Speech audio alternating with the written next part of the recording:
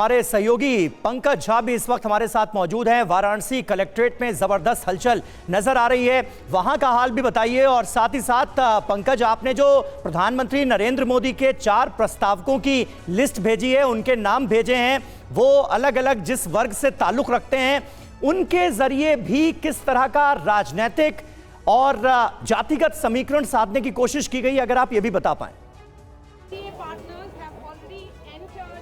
जी हाँ, ये जो 4 प्रस्तावकों के नाम जो हमने बताए हैं, जिसमें कि आप गणेश्वर मिश्र की बात कर, गणेश्वर शास्त्री की बात की जा रही है, फिर सोनकर बिरादरी से एक हैं, फिर बैजनाथ पटेल हैं, आपको बताऊं, फिर कुशवाहा हैं। तो ये जो पिछले साल 2014 में जब प्रधानमंत्री नरेंद्र मोदी यहाँ आए थे और उससे पहले का जो सामाजिक समीकरण था बीजेपी, उसमें बहुत बड़ा परिवर्तन आया है। एक तरीके से पूरे दलित बिरादरी को और गैर यादव ओबीसी का कंसोलिडेशन करने के लिए जिस तरीके उन्होंने कोशिशें की, और उसके नतीजे सामने हैं कि लगातार हर चुनाव यूपी का अगर खास तौर से देखें हम, और राष्ट्रीय स्तर पर खास तौर से हिंदी पट्टी में हम देखें, तो उसके नतीजे मिलते रहे हैं। और इसी हिसाब से उन्होंने ओबीसी समुदाय से, खुद भी वो कहते रहे प्रधानमंत्री नरेंद्र मोदी, इस बात का जिक्र करते रहे हैं सार्वजनिक मंच से, राजनीतिक मंचों से भी, कि वो खुद इसी पिछड़े वर्ग समुदाय से आते हैं। तो अगड़ी समुदाय से यानी ब्राह्मण बिरादरी से तो गणेश्वर शास्त्री हो गए, 2 ओबीसी और 1 एससी समाज से देकर के उन्होंने उस सामाजिक समीकरण को और उस सोशल इंजीनियरिंग को फिर से एक बार पुख्ता किया है, जिसकी बदौलत यूपी में लगातार, और लोकसभा चुनाव भी और डबल इंजन की सरकार भी है यूपी में, और वो जीतते रहे, उसी को फिर से एक बार कह सकते हैं कि री इन्फोर्स किया है उन्होंने। और जैसा कभी बता रहे थे आनंद कि अभी नमो घाट पे पहुंच रहे हैं, फिर उसके बाद काल भैरव मंदिर, और उसके बाद यहाँ पर आएंगे नामांकन के लिए। आज उनके कार्यक्रम में थोड़ी देरी हो रही है, तो मुझे लगता है यहाँ आने में भी थोड़ी देरी होगी, लेकिन अमित शाह और जेपी नड्डा समेत जितने भी एनडीए के नेता हैं वो आए हैं। मुख्यमंत्रियों में उन्हीं को बुलाया गया है जो बीजेपी के सहयोगी दल के खुद के अध्यक्ष हैं, जैसे एकनाथ शिंदे जो हैं, शिवसेना गुट के जो हैं, वो यहाँ पर आए हुए हैं। हमने देखा चंद्रबाबू नायडू को आपने देखा होगा, पवन कल्याण को देखा होगा आपने, उन्हीं लोगों को यहाँ बुलाया गया है। मुख्यमंत्री के तौर पर देखें तो सिर्फ योगी आदित्यनाथ जो यूपी के मुख्यमंत्री हैं, वो नामांकन के समय यहाँ पे मौजूद रहेंगे। वैसे प्रस्तावक ही मौजूद रहेंगे। एनडीए के नेताओं के साथ प्रधानमंत्री नरेंद्र मोदी की बैठक भी होगी वहाँ पर। एक तरीके से वो जो सबको साथ ले चलने वाली जो बात है, इंक्लूसिव पॉलिटिक्स, एनडीए के पूरे धड़े को, कुनबे को यहाँ लाया गया है। आज चूंकि ऐतिहासिक दिन है, वो नामांकन कर रहे हैं, इसीलिए सारी तैयारियां की गई। एक अपडेट, क्या मुख्यमंत्री योगी आदित्यनाथ मौजूद होंगे और बाकी जो बीजेपी शासित राज्य हैं उनके मुख्यमंत्री भी आ रहे हैं क्या वहां पर, या नहीं?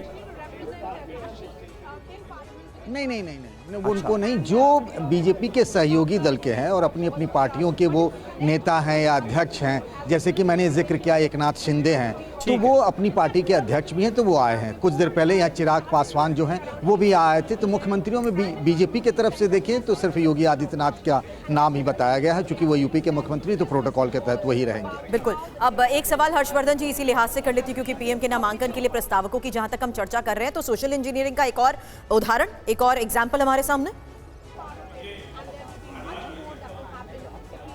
नरेंद्र मोदी जिस तरह से जड़ से जुड़ते हैं वो देखना चाहिए। अब इस बार राम मंदिर से बड़ा मुद्दा क्या है? तो गणेश्वर शास्त्री जी हैं, दक्षिण भारत से आते हैं, बरसों पहले आके काशी में बस गए। पंचांग के लिहाज से, तिथि मुहूर्त के लिहाज से देश का बड़ा नाम है, और उनके यहाँ अपनी उनकी जो शास्त्रार्थ शाला है उसकी एक अलग महत्ता है। उसके बाद जो भारतीय जनता पार्टी के नेता हैं जो पिछड़े समाज से, दलित समाज से आते हैं, लेकिन ये कोई 2024 का नहीं है मसला। जब 2014 में वो गए तो महामना मालवीय जी के पौत्र जस्टिस गिरधर मालवीय जी वो उनके एक प्रस्तावकों में थे।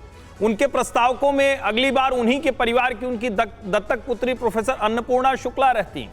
उनके प्रस्तावकों में छन्नूलाल मिश्र रहते हैं। उनके प्रस्तावकों में नाविक वीरभद्र निषाद रहते हैं। उनके प्रस्तावकों में डोम राजा रहते हैं। मतलब समाज का, और समाज के साथ बनारस जिनसे पहचाना जाता है, जिसको कहते हैं कि बनारस की पहचान कौन लोग हैं, किनसे आप बनारस को जानते हैं, उन दोनों को जोड़कर प्रधानमंत्री ये बात करते हैं। और सिर्फ जाति कहना ये थोड़ा सा मुझे प्रधानमंत्री के संदर्भ में ठीक नहीं लगता। जब आप कहेंगे सामाजिक व स्थानीय जो जुड़ाव है उसको दिखाते हैं प्रधानमंत्री नरेंद्र मोदी, तो मुझे लगता है ये बिल्कुल उचित होगा और सीधे जाकर मोदी जी के साथ जुड़ जाता है। बिल्कुल। विपिन चौबे का भी हम जल्दी से रुख कर लेते हैं। विपिन, काल भैरव मंदिर पहुंचेंगे प्रधानमंत्री नरेंद्र मोदी, पूजा अर्चना करेंगे और उसके बाद नामांकन दाखिल करेंगे। वहां पर जरा तस्वीरें दिखाइए, लोगों से बात कीजिए, क्या तैयारियां की गई हैं, उसके बारे में क्या अपडेट है, बताएं।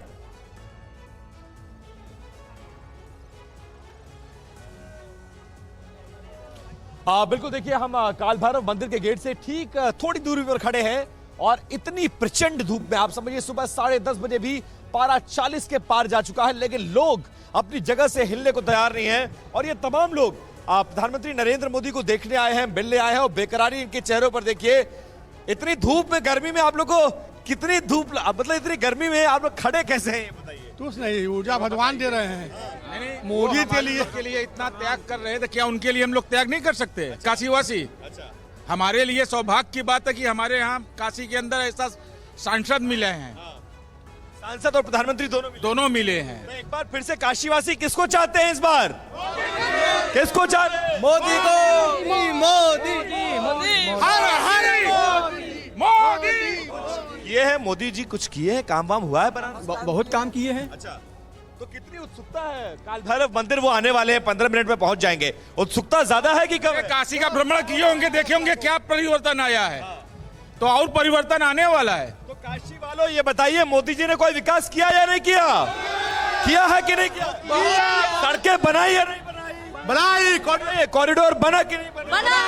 राशन वाशन मिल रहा है कि नहीं मिल रहा है? कुछ ऐसा है जो वादा पूरा नहीं हुआ? कुछ नहीं, सारे वादे पूरे, सारे वादे पूरे हुए। ऐसा तो कुछ नहीं जो वादा किया वो पूरा एकदम नहीं, एकदम सनातन पूरा हो जाए। 100% देते उसको पूरा करते हैं। पहले जो है नाप तौल के आदमी आवत रहलन, हिंदू मुसलमान, अब नाप तौल के ना तन कहीं भी जाए के बेधड़क चल जाला। अच्छा, पूरे देश में व्यवस्था हो, पूरे देश में ऐसे सब बात का बात खत्म हो जाला कि जब दोनों एक साथ व्यवस्था हो कि सब समझ बूझ के एक जगह आ जाए। तो इंतजार बढ़ता जा रहा है, 1 घंटे कार्यक्रम लेट हो गया है।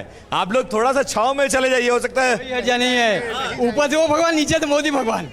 मोदी जी को देख के जाएंगे। बिना देखे नहीं जाएंगे? नहीं, अरे मान जाइए, थोड़ा धूप। नहीं। धूप में अभी है, मोदी जी भी धूप में सब दर्शन किए, दर्शन में घाट धूप में किए हैं। तो हम लोग ऐसे ही नारा लग रहा कि कुछ मिला उला भी है मोदी जी से। मिला है, क्या मिला? कुछ मिला है, बहुत मिला? कुछ, बहुत मिला है, प्यार मिला है ना, उतना कोई नहीं दिया है। मोदी जी बहुत कुछ, कैश वैश मिल रहा है? कैश नहीं, सब्सिडी हम लोग को नहीं मिलता है। लेकिन ये बताइए, लोग कह रहे हैं महंगाई बहुत बढ़ गई है। महंगाई कोई मुद्दा है? मुद्दा नहीं, कोई मुद्दा है? कोई मुद्दा नहीं है। महंगाई कोई मुद्दा है क्या? आप कह रहे हैं कि क्या मिला, क्या मिला? सबसे बड़ी चीज है आत्मसम्मान मिला, सनातन धर्म को आत्मसम्मान मिला। हर जगह सनातन धर्म डंका बज रहा है, पूरे वर्ल्ड में हिंदुस्तान। केजरीवाल साहब कह रहे हैं कि राहुल गांधी आ रहे हैं। कर रहे हैं सर, कौन आ रहा है? मोदी जी आ रहे हैं कि नहीं आ रहे हैं? मोदी